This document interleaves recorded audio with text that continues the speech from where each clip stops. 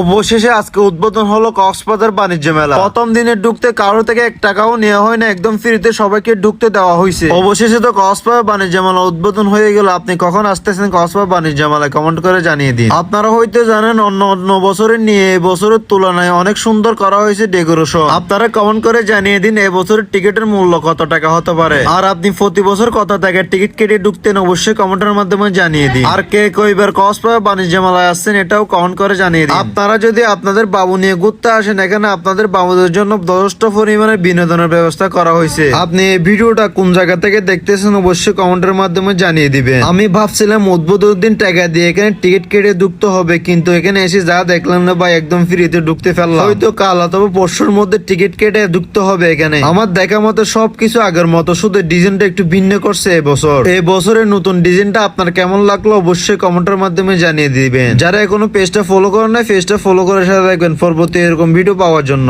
আপনার যদি ভিডিওটা একটু ভালো লাগে তাকে লাইক কমেন্ট শেয়ার করে সবাইকে দেখার সুযোগ করে দেন। দেখা